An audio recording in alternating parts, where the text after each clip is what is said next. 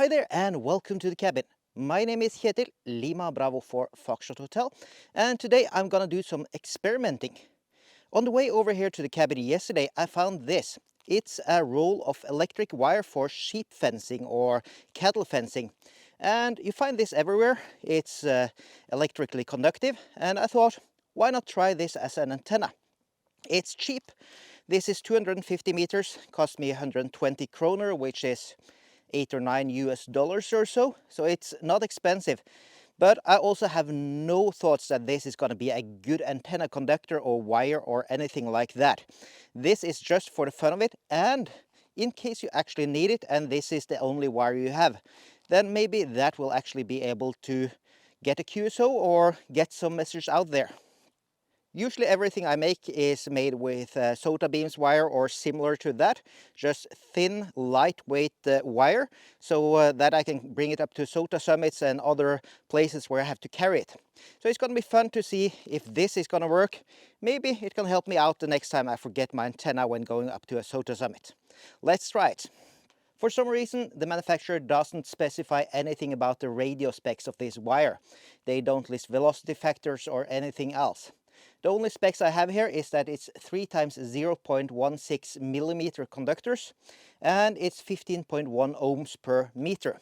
So I'm just gonna measure it out as a normal end-fed half-wave antenna for 20 meters, which means roughly 10.1 meters long, and I'm gonna run it through a small transformer like this one. I have just a simple normal end-fed transformer that I use for other antennas. If you don't have one of these measuring tapes, I highly recommend getting it. This is 50 meters or roughly 150 feet or so.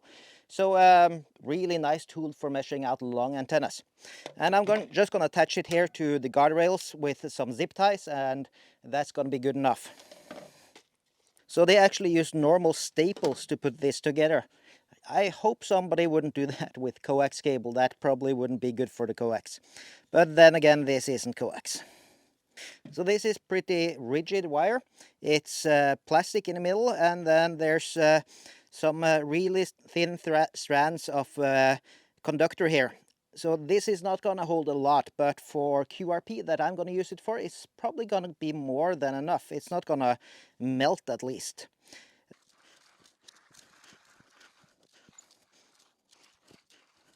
So I'm out here. It's at 10.1 meters here, which is 33 feet. And I'm going to cut it at 10.2 so I have something to work with. When doing this, one important thing to remember is cut what you're cutting and don't cut the tape because they are expensive. This is probably not going to show up very well on the video because these are really thin wires. So I'm basically just untwisting the end of the wire here, and I'm going to attach that to the transformer so that I have some connectivity there. So this is probably, I would guess, stainless steel. Just because it's made to be outdoors a lot, or it could be some sort of aluminium, but it feels a bit too rigid for that. So this is the end of the wire, just some thin metal strands and some plastic in between that. I do wonder how this would be with the flat ribbon cables as well. The store were out of them unless I bought like 500 meters of it, which was a bit too costly for just a small joke. So if you guys would like me to try that, please feel free to comment below and I'll see if I can get some of that and try it out. So I just twisted the end around here and attached it. This is just a simple transformer, 49-to-1 I think it is, and BNC in on the bottom here. So hopefully the tuner in my X6100 is gonna be able to tune this. I'm gonna be mounting the antenna up in that tree over there, the big oak tree, and that's my antenna mounting tree here. I have a rope going up roughly 10 meters above ground level there, which I can hoist up any kind of antenna in. So the wire I cut was not long enough though, so I will be terminating it inside a loop of this zip tie and then just using some extra rope to stretch it up there.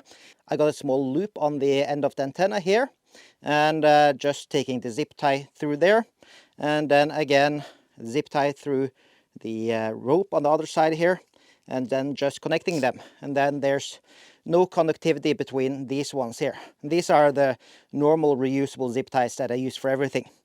So on this end, I'm doing the same concept. I'm taking a small loop here. It's probably going to short it out slightly, but Who cares about that? And then a zip tie. And then that goes into the loop of a small piece of rope here, so that I get it slightly away from this electrically conducting guardrail here. So this is the setup I ended with. I got antenna mounted in the storm drain up there, going over to the tree, and then I'm going to rig up my radio here at the small table, and let's see who I can reach. So I got everything rigged up here. It's currently listening in on FT4, getting a lot of traffic inbound, which isn't that surprising. It's a listening antenna, so just so I'm gonna try sending something just to see if I can actually hear and be heard anywhere. So this frequency on 20 meter is free. I've already tested and tuned the antenna. The SWR throughout the 20 meter range was flat. Of course, it is going through a transformer and it's going through a coax, but still there's at least nothing anomalous there.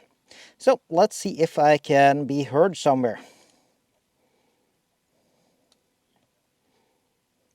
So going out 5 watts, SWR without antenna is 1 to 1.4 or something like that when transmitting 5 watts. So that's not too bad. And yeah, one of the first spots is East Coast USA. So yes, it is going out there.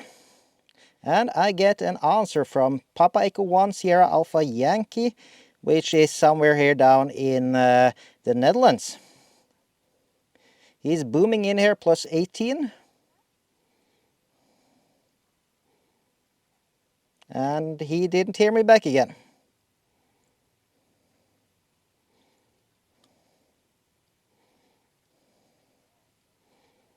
Ah, there's 2 people on that frequency.